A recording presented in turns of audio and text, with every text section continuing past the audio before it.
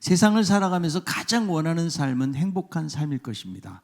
이 행복한 삶을 원하는 것은 믿지 않는 사람이나 믿는 사람이나 마찬가지라고 생각을 합니다. 저는 우리 신강교회 사랑하는 성도들이 행복한 삶을 살 수 있기를 바랍니다. 그런데 생각해 보고 싶은 것은요, 우리가 찾는 행복한 삶이라는 것은 과연 무엇인가?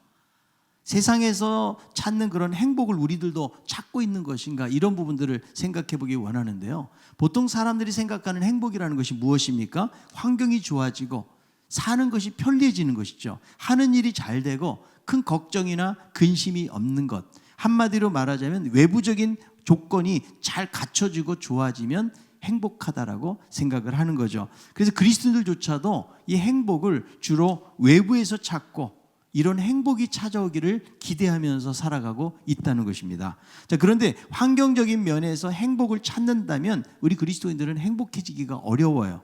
왜냐하면 예수 믿었다고 세상살이가 확 좋아지는 것이 아니기 때문에, 하루아침에 행복한 환경으로 변화되지 않기 때문에 그런 것입니다.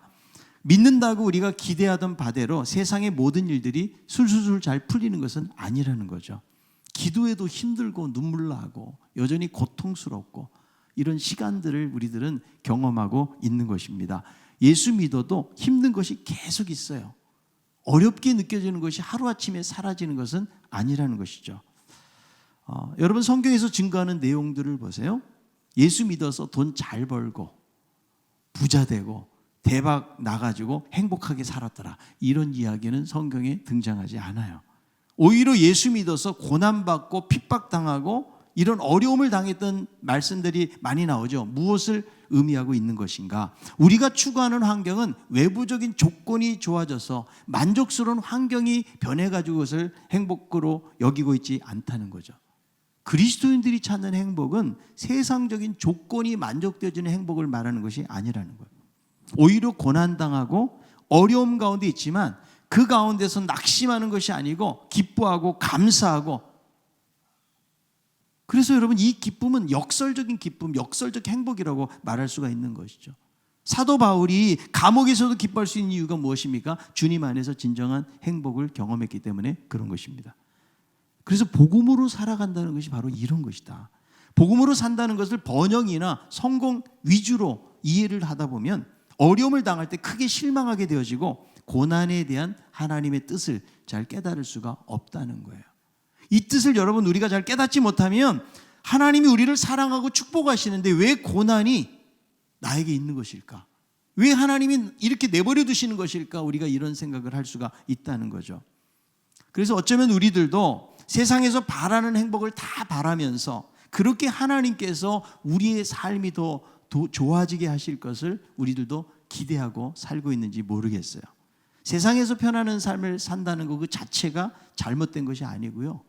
누구나 원하는 삶은 분명해요. 그러나 예수 그리스도를 믿고 복음으로 사는 것은 초점이 다른 거죠.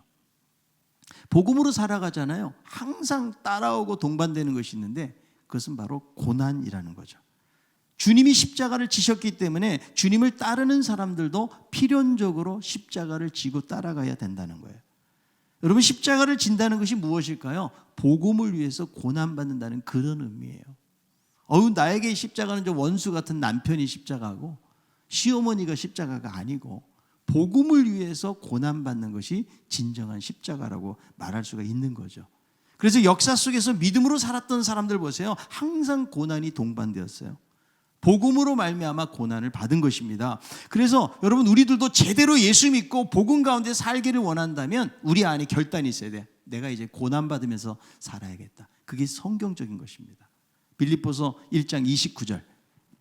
그리스도를 위하여 너에게 은혜를 주신 것은 다만 그를 믿을 뿐 아니라 또한 그를 위하여 고난도 받게 하려 하심이라. 은혜를 주신 이유가 믿을 뿐만 아니라 고난을 받도록 하기 위해서 그런 은혜를 주셨다고 말씀하고 있다라는 거죠. 그래서 우리들은 세상적인 행복을 찾고 추구하는 것이 아니고 복음 안에서 주를 위해서 받는 고난을 기쁨으로 여기고 그것이 바로 행복으로 여기면서 사는 것이다. 사실 여러분, 행복은요, 외부적인 조건에 의해서 결정되는 것 같지만 그렇지 않아요. 소냐 루보머스키라는 사람인데요, 이 사람은 평생 행복에 대해서만 연구를 했어요.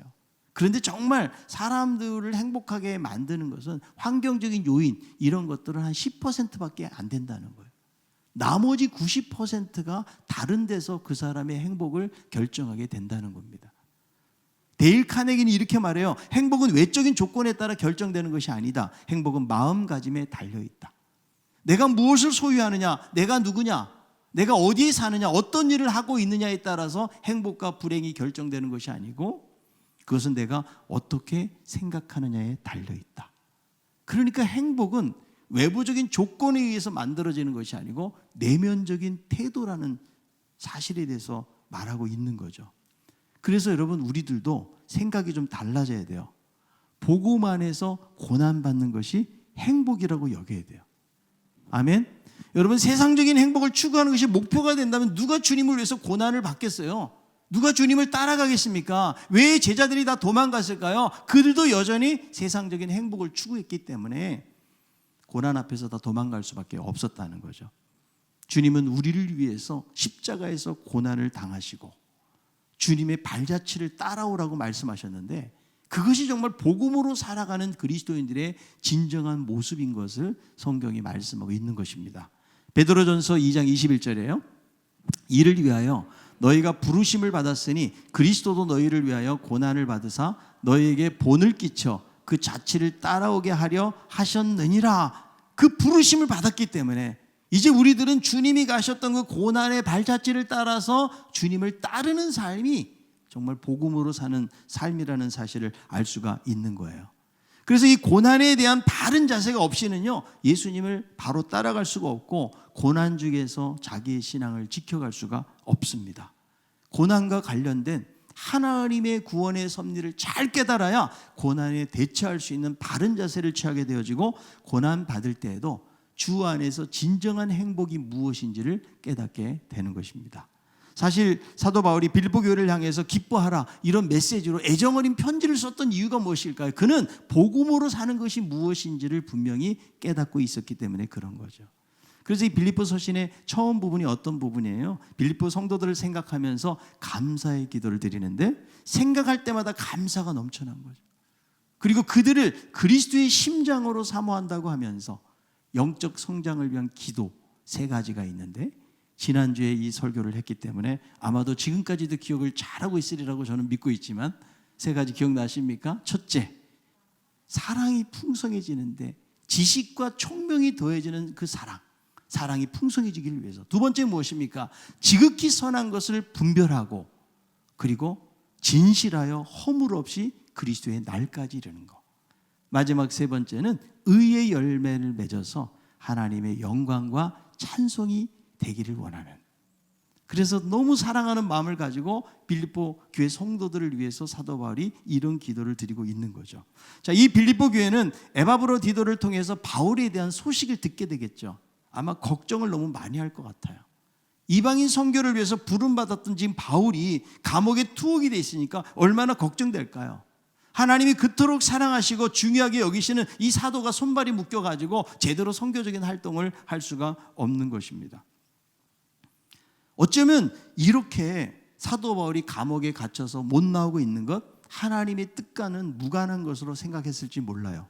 왜냐하면 초대교회 역사를 보니까 감옥에 있다가 기적적으로 감옥문이 열려고 나오는 사건들이 여러 번 있었거든요. 베드로도 그런 경험을 했고요. 빌립보 감옥에서 사도 바울도 지진이 일어나서 옥문이 열려가지고 나오는 그런 사건들을 경험을 했거든요. 그런데 지금 사도 바울이 한 2년 정도 투옥되어 있는데 아무런 일도 일어나지 않고 있다는 거예요. 감옥에서 나오지 못하고 재판만 계속 연기가 되고 있다는 거죠. 여러분 얼마나 성도들이 사도 바울을 위해서 걱정을 하고 기도가 많이 되었을까요? 여러분 한번 생각해 보세요. 목회자인 제가 만약에 감옥에 들어가 있다면 여러분들이 지금보다 기도를 더 많이 할까요? 안 할까요? 네, 찔리는 사람은 제가 감옥에 안 갔어도 기도를 많이 해주시기 바라고, 제가 감옥 갈 때까지 기다리지 말고 감옥 안 갔더라도 계속 여러분들이 기도해 주셔야 돼요. 왜냐하면 영적인 지도자가 너무 중요하기 때문에. 이 빌립보 교회를 개척하고 하나님 나라의 놀라운 역사를 이루어가는 사도 바울이 갇혀 있는 거예요. 언제 저러다가 이제 사형 선고를 받게 될지도 모른다는 불안감이 지금 빌립보 교회 성도들 안에 있는 것이죠. 그래서 대부분의 성도들은 사도 바울이 투옥되어 있는 사실이 복음에 대해서 장애물이 되고 후퇴한다고 여기고 있었는데, 자, 여기에 대해서 사도 바울은 어떤 고백을 하면서 자기의 심경을 토로하고 있습니까? 빌립보서 1장 12절이에요. 형제들아, 내가 당한 일이 도리어 복음 전파의 진전이 된 줄을 너희가 알기를 원하노라. 형제들아, 지금 내가 당한 일이 뭐예요? 감옥에 gat혀가지고 복음을 제대로 전하지 못하는 상황 속에 처해 있는 부분을 말하고 있는 거죠. 여러분, 감옥마다 여러 가지 상황이 많이 달랐겠지만요, 교회 사가였던 존 맥린의 기록을 보면 사도 바울은 선교를 하면서 4분의 1 정도를 감옥에서 보냈어요. 로마인들의 감옥에 대해서 묘사하는데, 로마인들은 투옥하기 전에 먼저 제수를 발가벗기고 채찍으로 때려서 모욕과 수치와 고통을 당하게 하고, 제수들은 상처를 가진 채로 손목이나 발목에 쇠사슬을 차게 돼요. 대부분의 감옥은 어두웠고 참을 수 없는 추위와 갈증, 비좁은 공간, 변기에서 나오는 악취가 있었고, 아침에 일어나는 일을 가장 비참하게 여겨서 많은 제수들이 빨리 죽여달라고 애걸하기도 하고 자살을 택하는 사람도 있었다라고 증언하고 있어요. 그러니까 2000년 전에 여러분, 감옥이 우리가 상상하는 것보다는 힘들고 고통스러운 것이 분명하죠. 그런데 바울이 생각하고 있는 것은 자기의 고통과 괴로움이 아니라는 거죠. 오히려 내가 지금 감옥에 투옥되고 이런 일을 당하고 있지만 이것이 복음의 진전이 되었다라고 이야기하고 있는 거예요. 그러니까 그 마음속에 자기 안위에 대한 그런 관심이 없는 거죠. 지금 내 상황이 어떤 상황이고 내가 지금 어떤 문제를 가지고 있다, 이것을 가지고 이야기하는 것이 아니고 오직 복음의 문제에 대한 관심으로 가득 차 있다는 거죠. 여러분, 감옥에 갔어요. 그리고 제대로 풀려나지 못해가지고 복음의 후퇴와 방해가 되고 중단되었다고 생각하는 일이 어떻게 진전을 이룬다라고 말할 수 있는 것인가? 여기서 진전이라는 말은요, 군대 용어거든요. 그래서 장애물을 뚫고 들어가서 전진하는 것을 진전이라는 단어로 표현을 하고 있는데요. 아니, 지금 감옥에 갇혀 있거든요. 복음을 전하지도 못하고 고통을 받고 있는데 이것이 어떻게 진전이 되었다라고 말할 수 있는 것일까? 여러분, 초대교회의 복음의 역사를 보면은요, 복음의 진전은 이렇게는 합니다. 사도행전 1장 8절에 뭐라고 말씀하세요? 오직 성령이 너에게 임하시면 너희가 권능을 받고 예루살렘과 온 유대와 사마리아 땅끝까지를 내 증인이 되리라. 그러면서 이들이 초대교회에서 120명이 기도하다가 오순절 성령을 경험하게 돼요. 그러면서 초대교회는 여러분, 놀라운 일들이 일어나. 이 공동체 안에 안진뱅이가 일어나고 감옥문이 열리고 또 병자들이 낫게 되고 여러 가지 기적과 기사들이 일어나고요. 그리고 베드로가 말씀을 증거하는데 3,000명이 세례받고 회개하고 돌아오는 역사들이 나타나고 있다는 거죠. 그래서 이 놀라운 성령의 역사를 경험하게 되었거든요. 그렇다면 이제는 복음을 가지고 증인되는 삶을 살아야 되는 거예요. 누가복음 24장 마지막 부분에 보면 나오거든요. 너희가 위에서 오는 성령, 능력, 이 피울 때가 이 성을 떠나지 마라. 그죠? 하나님의 약속이에요. 이미 오순절을 통해 가지고 그런 역사를 경험했다면 이제 나가야 되는데 이 예루살렘 공동체는 꿈쩍달싹 안 하고 있는 거예요. 그러면서 스데반의 순교가 일어나면서 큰 박해가 찾아옵니다. 자, 사도행전 8장 1절이에요. 사울은 그가 죽임당함을 마땅히 여기더라. 그날에 예루살렘에 있는 교회에 큰 박해가 있어 사도 외에는 다 유대와 사마리아 모든 땅으로 흩어지니라. 지금 교회는 큰 위기를 맞이하게 된 거죠. 스데반 집사가 돌에 맞아서 순교하고 큰 박해로 흩어졌다는 거예요. 자, 그런데 사도행전 8장 4절은 이렇게 말씀해요.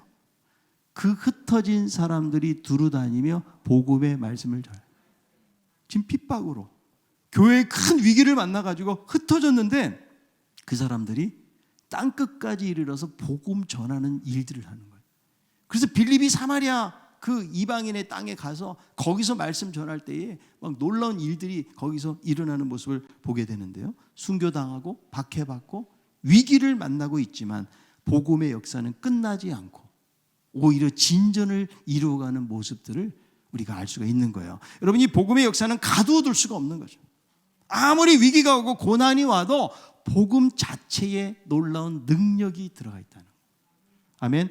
세계적으로 유명한 부흥사 무디가 어느 날 집회를 끝내고 집으로 돌아가는데 한 청년이 헐레벌떡 막 뛰어온 거예요. 어떻게 해야 제가 구원을 얻습니까? 제가 무엇을 해야 됩니까? 제가 어떤 일을 해야 되나요? 그랬더니 자네는 너무 늦었네. 아니 제가 지금 집회가 끝났다고 늦었습니까? 저에게도 길을 알려주십시오. 말했더니 무디가 말합니다. 자네가 무엇을 하기에는 이미 늦었어. 이미 예수님께서 다 하셨기 때문이지. 구원을 받는데 필요한 것은 그분이 다 하셔서 자네가 할 것은 아무것도 없네. 단지 그분을 믿고 순종하는 것이라네. 여러분, 복음 자체에 놀라운 능력이 있는 거예요. 아멘. 그래서 아무리 환난과 핍박이 와도 이것은 중단될 수가 없다라는 거죠. 여러분, 내가 처한 환경이 어렵다는 것 때문에 복음을 못 전하는 것이 아니라는 거죠. 내가 몸이 아파가지고 병원에 가서 그냥 병상에 누워서 꼼짝달싹 할 수 없다고 생각을 해보세요. 그런데 병원만큼 전도가 잘 되는 것이 없어요. 제 병원에 가보면 기도해 준다고 그러면 안 믿는 사람들도 전부 다 기도받기를 원해요. 그래서 육체적인 치유가 되기를 원하고 또 아주 영적으로도 공허한 사람들이 그 필요를 느끼기 때문에요. 병원이 오히려 전도가 잘 된다. 그러니까 내가 몸이 아파가지고 병원 가고 아무 일을 못하는 것 같지만, 아니 전도대도 못하고 간 것 같지만 오히려 하나님께서는 그곳에서 복음의 역사가 일어나게 하신다는 것이죠. 여러분, 요셉은 형들의 시기로 17살에 애굽의 노예로 팔려가죠. 여러분, 그 어린 나이에 노예로 팔려갔다는 것은 아무런 소망이 없는 거예요. 그런데 요셉은요, 하나님의 구원 계획에 대해서 이야기합니다. 그는 노예였고 그리고 감옥 생활을 하고 나중에 애굽 총리로 활동을 하면서 하나님의 구원 계획을 이렇게 고백을 하는데요. 창세기 50장 20절이에요. 당신들은 나를 헤아려 하였으나 하나님은 그것을 선으로 바꾸사 오늘과 같이 많은 백성의 생명을 구원하게 하시려 하셨나니. 비록 형들이 자기를 해하려고 하고 죽이려고 그랬어요. 그런데 하나님은 바꾸셨다. 지금 바울이 당한 일로 인해 가지고 얽매이게 되고 아무 일도 할 수 없는 것 같지만, 그러나 복음의 역사가 일어났다는 거죠. 그래서 여러분, 하나님은 화가 변화해서 복이 되게 하십니다. 우리의 위기가 변해서 기회가 되신 하나님 줄 믿습니다. 여러분, 하나님은 역전의 명수예요. 그리고 하나님 정말 잘하시는 게 있어요. 뒤집기를 잘하세요. 막판 뒤집기. 그러니까 끝까지 참고 인내하면서 가야 되는 거죠. 그래서 어디를 가든지 복음 전파가 되게 하셨다. 자, 디모데후서 2장 9절에요. 복음으로 말미암아 내가 죄인과 같이 매이는 데까지 고난을 받았으나 하나님의 말씀은 매이지 아니하니라. 나는 죄인처럼 매였지만 하나님의 말씀은 매이지 않은 거죠. 그래서 내가 당한 일 때문에 너무 걱정하지 마세요. 오히려 복음의 진전을 이뤘습니다. 그래서 먼저는 12대 양과 또 다른 모든 사람들에게 복음이 전파되었다는 거예요. 빌립보서 1장 13절. 이러므로 나의 매임이 그리스도 안에서 모든 12대 양과 그 밖에 모든 사람에게 나타났으니, 여기서 이 매임이라는 말은요, 헬라어 족쇄라는 말이에요. 쇠사슬이라는 말이죠. 자기는 지금 족쇄에 매여 있고 쇠사슬에 매여 있지만 12대에게 복음 전할 기회를 얻게 되었다. 이 12대는요 로마 황제 친위대거든요. 그래서 이 당시에는 쇠사슬을 죄수와 간수의 손을 함께 맨다고 그래요. 특별히 중범죄자들은 사슬에 묶었다는 거죠. 당시 갈레로는 죄수 한 사람은 감시병들이 계속 와서 지키도록 되어 있거든요. 그러니까 간수들은 좋든지 싫든지 간에 누구를 만나러 가야 돼요? 바울을 만나러 가야 되는데, 바울이 갈 때마다 오는 사람마다 계속해서 복음을 전하게 되어지는 거죠. 만약에 바울이 감옥에 가지 않았다면 어떻게 이 경비병들이 하나님의 말씀을 들을 수가 있었겠어요? 그는 비록 쇠사슬에 묶여가지고 아무것도 못하지만 복음은 계속해서 진전을 이루고 있는 것이죠. 그래서 바울은 로마에서 재판을 기다리기까지 방문하는 사람들을 만날 수 있었고 계속 복음을 전할 수 있었는데, 이 복음이 시위대와 기타 모든 사람에게 증거가 되었다. 그래서 여러분, 하나님은요 생각과 기대를 초월하시는 하나님. 하나님이 어떻게 역사를 하시는가요? 이 바울이 돌아다니면서 선교를 해서 교회를 세우는 일도 해야겠지만, 어떻게 보면 호랑이 굴의 가장 한복판에 하나님이 들여보내시고, 비록 사슬에 매여서 자유는 빼앗겼지만 하나님의 복음은 확산되고 진보를 이루고 있다는 사실을 알 수가 있는 거예요. 마그다 홀렌데르 라퐁의 빵 4조각이 전해준 살아갈 이유라는 책에서 이런 내용이 등장해요. 나치 강제 수용소인 비르나케우에 있을 때에 한 여자가 죽어가면서 손짓을 합니다. 그리고는 손에 쥐고 있는 곰팡이가 피어있는 4조각의 빵을 주면서 작은 소리로 속삭이는 거죠. 먹어, 넌 젊잖아. 살아서 여기서 일어난 일들을 증언해야 돼. 꼭 이야기해줘. 앞으로 세상에서 이런 일이 일어나지 않도록. 죽어가면서 마지막 부탁한 말이 뭐예요? 증인이 되어달라는 거예요. 여러분, 예수님께서 승천하시면서 우리에게 마지막 부탁이 뭐예요? 온 세상을 다니면서 증인이 되어달라, 이런 부탁을 하신 거죠. 사도 바울은 감옥에 있지만 증인의 역할을 감당한 거예요. 근데 감옥에 갇혀 있으니까 이 바울이 복음을 변증하기 위해서 막 높은 사람들을 찾아갈 필요도 없고 선전할 필요도 없어요. 알아서 사람들이 찾아왔어요. 로마 관리들에게, 유대인들에게 하나님 나라를 전파하고 예수 그리스도를 소개할 수가 있었다는 거예요. 그야말로 바울에게는 누가 주는 사례비도 없어요. 알아주는 사람도 없죠. 쇠사슬에 매인 죄수에 불과하지만 하나님은 죄수 바울을 사용하셔서 이방인의 구원을 이루어 가시는 모습을 알 수가 있는 거죠. 여러분, 감옥에 두게 되면 대부분의 많은 사람들은 괴로워하거나 자포자기하기가 쉬워요. 근데 바울은 이 위기를 자신의 삶의 기회로 삼고 있는 거예요. 그래서 시위대와 다른 많은 사람들에게 복음이 증거되게 했던 모습을 볼 수가 있는데, 여러분, 우리들도 살아가면서 위기를 만나잖아요. 이 위기를 우리는 기회로 바꾸고 있는 거야. 우리는 지금 감옥이라는 열악한 환경 속에 들어가 있는 것은 아니죠. 물론 세상을 살아가면서 여러분 실직도 합니다. 사랑하는 사람이 먼저 세상을 떠나기도 해요. 재정적으로 큰 타격을 보기도 하고 수많은 갈등과 어려움 속에 있게 될 때가 많이 있어요. 근데 그런 상황을 만나면 우리 스스로가 낙심이 되고 자포자기하게 될 때가 많이 있다는 거죠. 그런데 여러분, 하나님은 성도들이 이 고난 속에서 하나님의 선하신 뜻을 발견하기를 원하시는 거죠. 우리는 여러분 매이지 않고 막히지 않고 불편함이 없어야 하나님이 역사하고 도우신다고 그렇게 생각하는 경우가 많이 있잖아요. 그런데 하나님은 쇠사슬에 매인 바울을 사용하시는 거죠. 오히려 이것이 바울이 복음을 전하는 통로가 되게 하신 거예요. 내가 당한 일이 도리어 진전이 되었다. 그래서 여러분, 하나님이 하시는 일은 겉으로 봐가지고 판단하기가 어려울 때가 참 많이 있어요.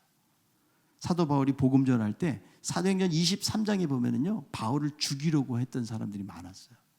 그래서 40명의 비밀 결사 조직대가 먹지도 않고 자지도 않으면서 바울을 죽이려고 했거든요.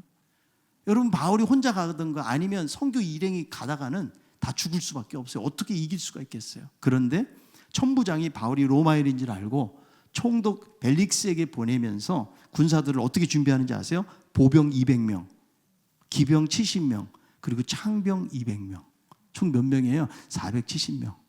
지금 왕도 아닌데 이 죄수를 하나님이 보호하셔서 로마까지 갈 수 있도록 이런 여정들을 하나님께서 마련하시는 것을 보게 되는데요. 여러분, 하나님이 무엇을 원하실까? 내가 고난당할 때, 내가 위기 상황 가운데 있을 때에 여러분, 우리는 하나님의 선한 뜻을 발견해야 돼요. 하나님이 합력해서 선을 이루신다, 이것을 생각하면서 내가 어떤 처지에 있든지 간에 거기서 복음 전하는 자의 모습으로 살아가기를 하나님은 원하고 계시다라는 거예요. 여러분, 당시에 빌립보 교회 성도들은 바울이 자유의 몸이 돼서 더 많이 선교하기를 원했을 거예요. 그러나 하나님은 감옥에서 계속 사역하게 하셔서 시위대뿐만 아니라 그 밖에 모든 사람들이 나타났고요. 이 사실이 바깥 사람들에게 알려지게 되면서 형제 중에 다수가 복음을 더 증거하는 자리에 가게 됩니다. 빌립보서 1장 14절이에요. 형제 중 다수가 나의 매임으로 말미암아 주 안에서 신뢰함으로 겁없이 하나님의 말씀을 더욱 담대히 전하게 되었느니라. 이 소식이 알려지면서 크리스찬 형제들이 지금 바울을 통해서 들려오는 소식이 어떤 소식이에요? 그의 의연한 모습 때문에 많은 사람들이 예수 믿게 되어지는 거죠. 그래서 겁없이 말씀을 전하게 되니까 지금 감옥 내에서만 복음의 진전이 있는 것이 아니고요, 감옥 바깥에서도 이런 변화, 일들이 일어나고 있는 것을 볼 수가 있거든요. 여러분, 한 사람의 역할이 너무 중요한 거 아니에요? 바울이 지금 감옥에 갇혀서 쇠사슬에 매여 있는데 여러분, 죄수에 불과하지만 수많은 영향력을 끼치고 있다고요. 우리 신앙생활을 우리 한 사람 한 사람이 얼마나 중요한지 알아요? 내가 주님 안에서 고난 가운데 있을 때에 믿음으로 살아가는 그 모습을 연약한 성도들이, 우리 공동체 있는 성도들이 우리를 지켜보고 있는 거죠. 야, 나도 저 집사님처럼 기도해야지. 저 집사님이 저 고난 중에서도 흔들리지 않고 하나님 의지하는 모습 보니까 나도 좀 그렇게 해야지. 여러분 정말 힘들고 어려울 때 간절하고 애타게 여러분 기도해 보세요. 그 기도의 불씨가 다른 사람들도 그런 영향을 받게 되어지는 거예요. 우리는 여러분 나만 혼자 살아가는 사람들이 아니에요. 서로에게 영향을 주고받고 이런 삶을 살아가고 있다는 거죠. 우리는 왜 그래요? 신앙의 공동체 아래 있기 때문에. 그래서 우리 한 사람 한 사람이 얼마나 중요한지 몰라요. 바울은 이 열악한 환경 속에서도 위기를 기회로 삼고 복음 전하는 삶을 살았을 때에 바깥에 있는 사람까지도 변화되는 이런 놀라운 역사가 일어났던 것을 알 수가 있어요. 여러분 기러기들 조류 연구가들에 의하면 혼자 날아가는 것보다 함께 날아가는 것이 우리가 많이 듣고 알고 있는 거지만 71%를 더 날아갈 수가 있대요. 보통 기러기들이 V자로 해서 날아가잖아요. 그때 날아갈 때 상승 기류를 만들어 가지고 그렇게 날아가면 훨씬 더 바람의 저항을 덜 받아 가지고 많이 날아갈 수가 있다는 거예요. 그런데 제일 앞에 있는 기러기가 가장 힘든 거죠. 그 역할을 못 하잖아요. 뒤에 있는 대열이 다 흐트러질 수밖에 없다는 거예요. 그래서 여러분 기러기들이 날아갈 때 막 소리를 지른대요. 새소리겠죠. 우리처럼 그런 소리가 아니고. 그런데 두 가지가 내포되어 있다는 거예요. 하나는 자기 위치를 알려주기 위해서 나 여기 있다, 나 여기 있다. 또 하나는 뭐냐면 다른 기러기들에게 힘을 내라고 응원하는 메시지를 보내고 있다는 거예요. 우리는 기러기보다 못할 때가 참 많이 있죠. 해봅시다. 나 여기 있어. 힘내세요. 옆에 있는 사람이 힘내세요. 그런데 더 놀라운 사실은 기러기 한 마리가 아프거나 부상이 되잖아요. 그럼 몇 마리의 기러기들이 그 낙오된 기러기를 위해서 남아준다는 거죠. 죽을지 모르지만. 그러니까 여러분 이 동물의 세계에서도요 얼마나 이게 아름다운가. 전 그런 생각했어요. 우리는 기러기만도 못하다. 정말 다른 사람 힘들고 어려울 때 기도해주고 격려해주고 도와준다 그러면 여러분 얼마나 힘이 날 수가 있겠어요. 이 공동체예요 여러분. 우리 교회 이소연 집사님 이렇게 항암 치료를 독한 항암 치료를 받는데 새벽 기도를 부부가 계속 나와요. 그런데 그 집사님을 위해서 함께 기도하는 동역자들이 있어요. 새벽에 같이 나와주고 그리고 금식하는 분들도 계시고 그리고 기도 제목이 실시간으로 올라와요. 함께 우리 집사님에서 기도하는데 여러분 그것이 얼마나 힘이 되겠어요. 내가 아무리 무거운 짐을 지고 있다고 할지라도 나를 위해서 기도해주고 위로해주고 격려해주고 함께하는 사람이 있으면 여러분 우리는 그 무거운 짐들을 이겨낼 수가 있다는 거죠.